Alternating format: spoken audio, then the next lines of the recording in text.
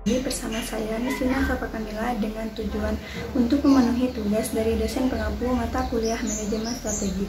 Di sini saya akan memaparkan materi mengenai konsep dasar manajemen strategi yang berisikan 3 pembahasan, yaitu pertama definisi, kedua ciri khas dan prinsip manajemen strategi, serta tahapan dari strategi itu sendiri. Untuk mengetahui apa itu manajemen strategi, pastinya kita harus mengetahui arti dari manajemen dan strategi itu sendiri. Manajemen merupakan suatu proses dalam mendayagunakan sumber daya yang ada secara efektif dan efisien untuk mencapai target tertentu yang telah ditetapkan sebelumnya. Manajemen itu sendiri memiliki kegiatan untuk mencapai tujuan dan keberhasilan suatu organisasi. Kegiatan-kegiatan tersebut yaitu pertama merencanakan. Merencanakan adalah proses awal dalam menentukan target suatu organisasi. Kedua, mengorganisasikan. Mengorganisasikan adalah pengatur rencana yang sudah ditetapkan menjadi suatu kegiatan dalam mencapai tujuan. Yang ketiga, mengarahkan. Mengarahkan yaitu suatu proses dalam mempengaruhi individu dan kelompok untuk bekerja sama dalam mencapai tujuan. Dan yang terakhir ada mengawasi. Mengawasi adalah suatu proses untuk menjamin agar target yang sudah ditetapkan dapat tercapai sesuai rencana. Sedangkan strategi merupakan cara dalam memajukan sebuah organisasi sehingga tercapai visi organisasi tersebut. Strategi ini berbeda dengan taktik. Jika strategi adalah tujuan yang akan dicapai dengan target yang jelas dan global, sedangkan taktik adalah program kegiatan dalam mencapai target secara optimal. Strategi ini mengarah pada perencanaan target dalam organisasi, kegiatan, dan langkah kreatif dalam pencapaian target. Setelah mengetahui apa arti manajemen dan strategi tersebut, maka dapat disimpulkan bahwa manajemen strategi adalah suatu proses kebijakan strategik yang ditentukan untuk pencapaian tujuan organisasi pada masa tertentu, mulai dari merumuskan rencana strategi, melaksanakan, dan mengevaluasi sebagai peningkatan kualitas kinerja dalam sebuah organisasi. Menurut Wieland dan Hanger, kegiatan manajemen strategi meliputi pengamatan lingkungan, perumusan strategi, implementasi strategi, serta evaluasi dan pengendalian. Pembahasan yang kedua yaitu ciri khas dari manajemen strategi.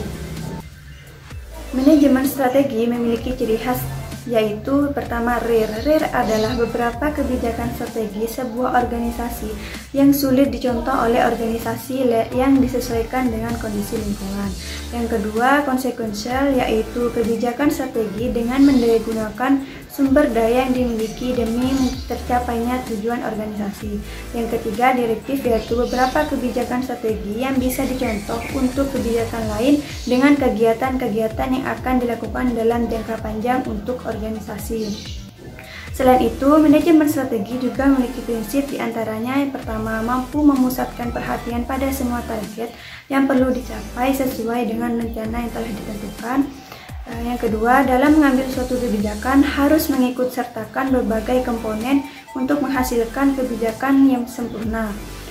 Lalu yang ketiga, pencapaian strategi yang diinginkan haruslah korelatif antar jangka pendek, jangka menengah maupun jangka panjang. Yang keempat, strategi yang dihasilkan harus bersifat efektif dan efisien. Pembahasan terakhir yaitu tahapan strategi. Tahapan strategi ada 4. Di antaranya pertama adalah mengamati lingkungan. Hal ini bertujuan agar semua komponen organisasi dapat mengidentifikasi dan menguasai terhadap potensi dan kekurangan yang dimiliki serta dapat meminimalisir kekurangan yang ada.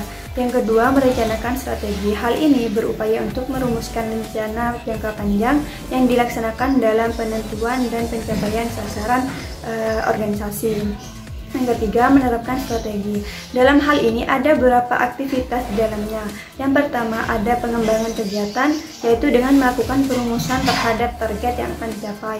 Yang kedua, ada penganggaran. Penganggaran ini dirumuskan sebagai fasilitas dalam pelaksanaan kegiatan strategis yang sudah ditetapkan, seperti perbelanjaan. Yang ketiga, perumusan dan implementasi strategis. Dan yang keempat, menilai strategi dengan maksud untuk mengukur keberhasilan terhadap kegiatan yang sudah dilaksanakan. Apakah target organisasi sesuai standar minimal atau tidak? Sekian dari saya, kurang lebihnya mohon maaf. Wassalamualaikum warahmatullahi wabarakatuh.